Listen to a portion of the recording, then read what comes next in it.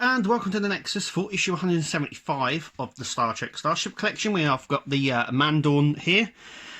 This is it in the box, obviously. Let's run through the magazine. We are at 175. There is only 5 left to go now, so we are just going down on the numbers. It's a pack-led vessel. It also appeared on Star Trek as numerous other vessels, but it says it in here.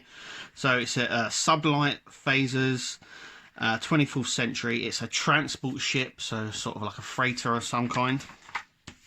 Yeah, you can tell it's a sort of a mixture of parts as well. So we get a lot of in-universe information. So there's an episode on The Next Generation. I think it's on season 2 of The Next Generation.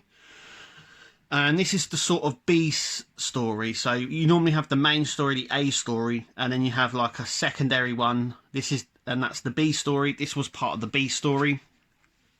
The main part of this episode was about Picard going for an operation. And this was like the B side where they present themselves as helpless, the pack-led, not very bright. And then they sort of trick Geordi in staying there, and then the Enterprise tricks him again and rescues him. And that's the premise of that episode where this is in. But yeah, it's a really nice ship. It appeared many times as different ships. So here we have the saucer dome, the sensor dome, should I say here, shield grid. We have the main deflector at the front. We also have a subspace communication antenna underneath. We'll have a look at all them on the model itself. And the reuse of the pack-led Mondor. So, as you can see here, it appeared many times. I think the only time it changed was the colour. As you can see here, I'm just going to try and bring this up a bit closer. So it was a grey colour, and then the sort of, I don't know, sort of a grey, sort of sandy colour. And as you can see, it just appeared many times, and they've just changed the colour of it in some shots.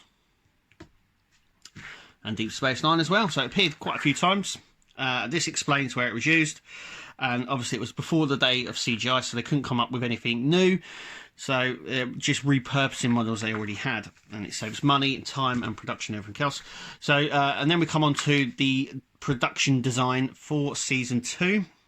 So this goes into the changes that they made for season 2 and stuff like that, and how they've done all the scenery and the designs and stuff like that, and how they came up with stuff. And then we have the trivia bit. 176 we'll be doing here on the Nexus, so make sure you click to subscribe. A nice top view of the ship, so let's take a look at the ship. And here she is, the Mondor. And it sits in the cradle really well, but it is very, I think because it's quite heavy, it doesn't feel stable in there, but it is. And it doesn't wobble out too much, or it does. Whoops. Yeah, so let's take a look. Let's move that out of the way. So this is the Mondor, and yeah, it looks really nice. It has this sort of now I thought they were sort of just I think they're supposed to represent sort of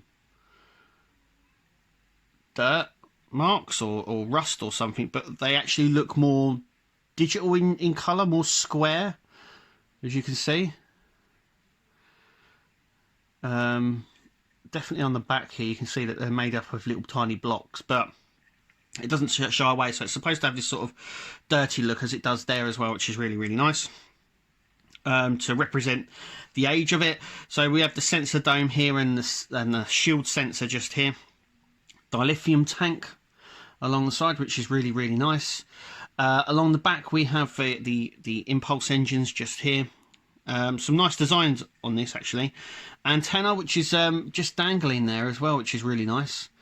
So I think that's the subspace communications array, and then we have the deflector dish at the front now. Another little pod, but it is, I mean, there is some detail on it, which is really nice, especially here. That is especially here, sorry, which is really intricate.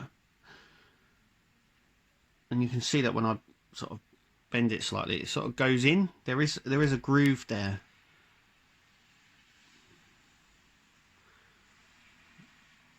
Which is really nice. And then we come along to some more bits, close up there at the back, underneath as well. There's the antenna. So yeah, that's the front there. We have the pod, dilithium tank, and another tank just here. I think the bridge is situated just around this sort of area, but it's not very big. And there was only 2 of the pack lead on board when it came to it, so it is what it is. But yeah, you know, it's an okay ship. A lot of people have been asking for more of the next gen, early DS9, early Voyager ships. We're getting a lot of the next gen ones, I do believe, anyway. But yeah, it is what it is. Tell me what you think. It's okay. It's not the best one that they've done. We are coming to the end though, and I know some of the ones that weren't CGI are harder for Egomos to do, and I know the fans were asking for them, so it's a win-win, really, isn't it? Anyway, thank you for watching. Remember to keep it the Nexus, and we'll see you at the next video.